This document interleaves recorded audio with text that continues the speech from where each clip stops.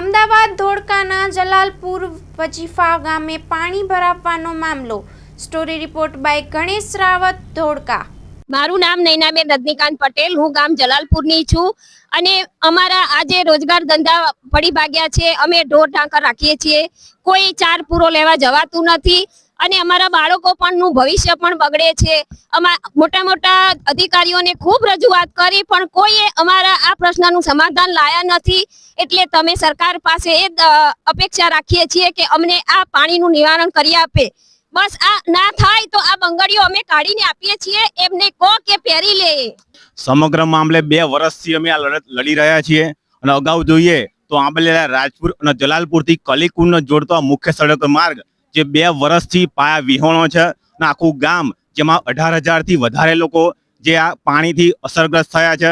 રોગચાળાનો પણ બહુ મોટો પ્રશ્ન છે અને મુખ્ય વાત જોઈએ કે હજારો વર્ષથી જે પાણીનો વહેણ છે અમારો, ત્યાં કોન્ક્રીટના જંગલો બનાવી દેવામાં આવ્યા છે અને બિલ્ડરો દ્વારા જેમના આજે જે આપણે નામ જોઈએ તો જે ચકાભાઈ જે ઠક્કર, જે નીતેશભાઈ ઠક્કર તથા વિપુલભાઈ ચંદ્રકાંત પટેલ, જતીન કુમાર પટેલ, હાર્દિકભાઈ પટેલ, રાજુ ઠાકર, આ બધા જ બિલ્ડરો દ્વારા આ પોતાના પૈસાની લાણી કરવા માટે અને ઊંચા ભાવે આજુબાજુના વિસ્તારના લોકોને 40 લાખથી વધારે ભાવમાં મકાનો વેચી અને પોતાના આર્થિક લાભ માટે આ જે આપણો કાખો પાણીનો વહેણ હતો એને પૂરી દેવામાં આવ્યો છે અને ઘણી બધી વખત રજૂઆત કરવા છતાં બિલ્ડરોની મિલીભગત એ ચીફ ઓફિસર તથા તંત્રના અધિકારીઓ દ્વારા બધે સાથે મળી અને ખંડણીનો આરોપ પણ અમે ઘણી વખત લગાવ્યો છે અને મિલીભગત દ્વારા જે અધિકારીઓ અને તંત્ર અને ચીફ ઓફિસર એ આ બિલ્ડરોનો મદદ કરી રહ્યા છે અને અમારો હજારો વર્ષથી જે પાણીનો વહેણ હતો એને પુરાણ કરી અને આજે કોન્ક્રીટના જંગલો બનાવી દેવામાં આવ્યા છે।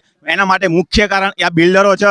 તો તંત્રને અમે રજૂઆત કરીએ છીએ અને આવતીકાલે અમે ગાંધીનગર સીએમની ઓફિસે પણ આની રજૂઆત કરવાની છે કે બિલ્ડરો દ્વારા જે અમારા પાણીના વહેણને પૂરી દેવામાં આવે છે એના જે ડિનોવેશન દ્વારા એના દબાણથી એને દૂર કરવામાં આવે, એ જ અમારી માંગ છે। પ્રાંત અધિકારી ધોળકા હિતેશ કુમાર જોશી આજરોજ જલાલપુર વજીફાના નાગરિકો દ્વારા તેમના પાણી નિકાલની કામગીરી માટે આવેદનપત્ર આપવામાં આવેલું હતું।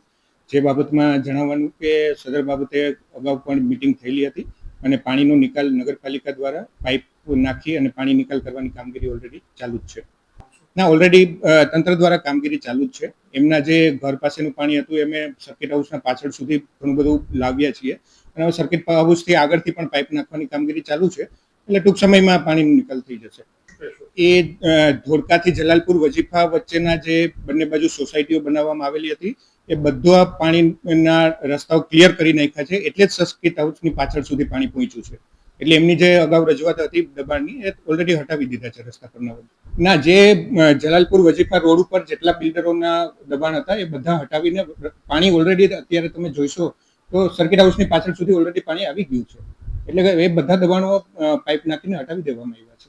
જે નગરપાલિકાની કામગીરી ઉપર આધાર રાખે છે, પણ અત્યારની એમની રજૂઆતો લઈ હું નગરપાલિકા પ્રમુખશ્રીને રિક્વેસ્ટ કરું છું કે મશીનરી વધારીને જેમ બને એમ જલ્દી પાણીનો નિકાલ થાય।